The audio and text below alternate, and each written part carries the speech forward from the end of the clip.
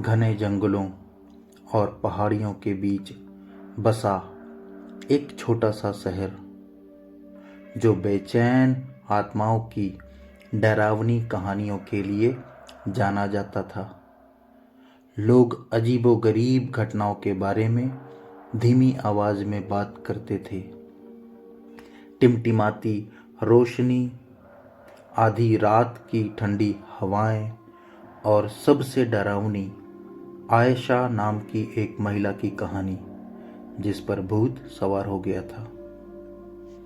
Hello दोस्तों, मैं हूं SK और आप सुन रहे हैं आज की कहानी परछाई की आवाज। यूं तो आयशा एक साधारण महिला थी, लेकिन शहर के बाहरी इलाके में एक पुराने घर में रहने के बाद बहुत कुछ बदल गया था।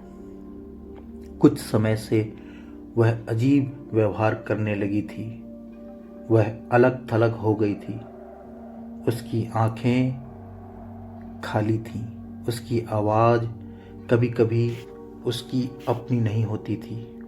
उसका परिवार भयभीत था और पड़ोसी फुसफुसाते थे कि घर शापित है, एक प्रतिशोधी आत्मा का घर है। संदेह करने वालों में राघव नाम का एक आदमी था, जो एक प्रसिद्ध अलौकिक अन्वेषक था। राघव हमेशा अलौकिक से मोहित रहता था, लेकिन वह भूतों पर जल्दी विश्वास नहीं करता था। वह अजीब घटनाओं के पीछे वैज्ञानिक स्पष्टीकरण की तलाश करना पसंद करता था। जब उसने आयशा के भूत प्रेत के बारे में सुना, तो उसने जांच करने का फैसला किया। राघव शहर में आया और आयशा के घर गया। जैसे ही उसने अंदर कदम रखा, उसे एक असामान्य ठंड महसूस हुई। घर पुराना था, फर्श चरमरा रहा था और खिड़कियां हवा से हिल रही थीं। आयशा लिविंग रूम में बैठी थी। उसकी निगाहें खाली थीं। उसकी उंगलियां हिल रही थीं, जैसे कि वह किसी अदृश्य चीज को पकड़ने की कोशिश कर रही हो। राघव सावधानी से उसके पास गया और धीरे से बोला, आयशा, मैं राघव हूँ। मैं तुम्हारी मदद करने आया हूँ। क्या तुम मुझे बता सकती हो कि क्या हो रहा है? उसकी आवाज़ उसकी नहीं थी। यह कर्कश थी, जैसे किसी बहुत पुरानी चीज की प्रतिध्वनि हो। मुझे अकेला छोड़ दो।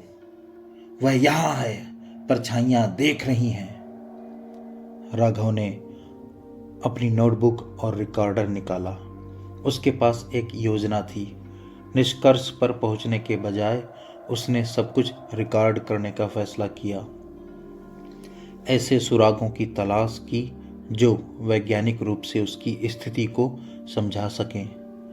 अगले कुछ दिनों तक राघव ने आयशा को देखा, और जितना अधिक उसने देखा, उतना ही उसे संदेह हुआ कि यह केवल आत्माओं या भूत प्रेत के बारे में नहीं था। उन्होंने घर, जमीन और अलौकिक घटनाओं की पिछली रिपोर्ट के इतिहास पर शोध करने में घंटों बिताए। राघव ने जितनी गहराई से अपने शोध में खोज की, उतनी ही बेचैन करने वाली खोजें सामने आई। घर एक पुराने मंदिर के खंडहरों पर बनाया गया था, जिसे एक दुखद घटना के बाद छोड़ दिया गया था। एक आग जिसने कई लोगों की जान ले ली, जिनमें से एक भैरव नामक एक आध्यात्मिक लीडर भी था, जो अपने अंधेरे अनुष्ठानों के लिए जाना जाता था। राघव ने बिंदुओं को जोड़ा। भूत कोई साधारण आत्मा नहीं थी। भैरव की प्रतिशोधी ऊर्जा उसकी मृत्यु के बाद घर में फंस गई थी, जो वर्षों से बढ़ती और मजबूत होती जा रही थी। दुर्भाग्य से आयशा अनजाने में आत्मा के लिए एकदम सही वाहक बन गई थी। भैरव की बेचैन आत्मा एक मेजबान की तलाश में थी और व्यक्तिगत संघर्षों और भावनात्मक आघात के कारण कमजोर आयशा एक आसान लक्ष्य बन गई थी। लेकिन राघव जानता था कि भूत बिना किसी कारण के लोगों पर हावी नहीं होते। आयशा के लक्षणों के लिए एक मनोवैज्ञानिक व्याख्या होनी चाहिए।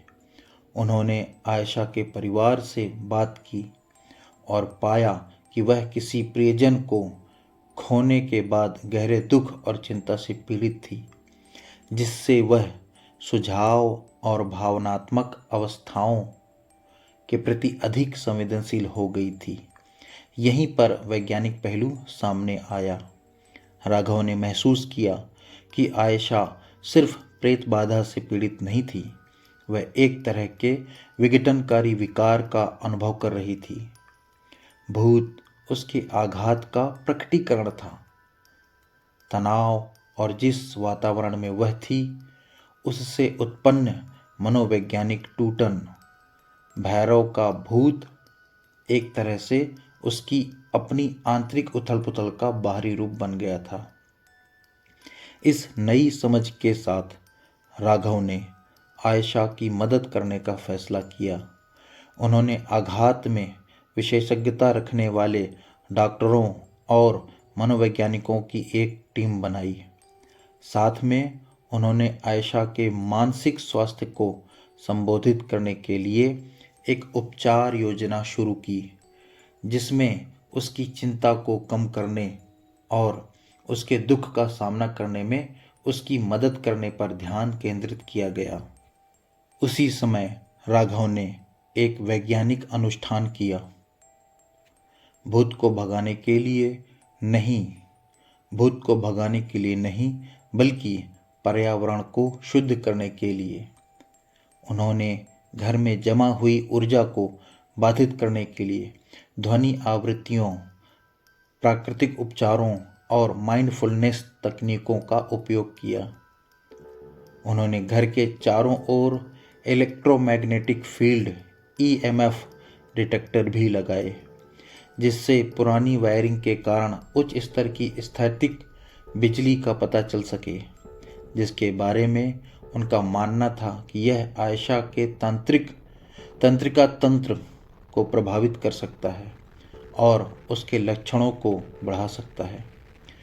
कई हफ्तों के दौरान आयशा की हालत में धीरे धीरे सुधार हुआ। आवाज़ें शांत हो गईं, अजीबोगरीब घटनाएं बंद हो गईं और वह अपनी ताकत वापस पाने लगी। राघव जानता था कि यह सिर्फ एक भूत की कहानी नहीं थी, यह एक शक्तिशाली अनुस्मारक था कि कैसे मन, शरीर और पर्यावरण सभी एक दूसरे से जुड़कर भूत प्रेत का भ्रम पैदा कर सकते हैं। अपनी जांच के अंतिम दिन राघव ने आयशा के साथ बैठकर अपने निष्कर्ष को समझाया। आयशा, उसने धीरे से कहा, तुमने जो अनुभव किया वह भूत प्रेत नहीं था। जो तुम्हें नियंत्रित कर रहा था, यह तुम्हारा मन था, जो तुम्हारे दुख और आघात को संसाधित करने की कोशिश कर रहा था, जो तुम्हारे आसपास के वातावरण से और भी बढ़ गया था। भूत, भैरव सिर्फ एक प्रतीक था, जिसे तुम्हारे मन ने अस्पष्ट को समझाने के लिए बनाया था, लेकिन सही मदद से हम उसे हटाने में सक्षम हो गए। आयशा खुश थी और राघव भी बहुत खुश था। धीरे धीरे आयशा सुधार करके एक साधारण और स्वस्थ महिला बन गई थी।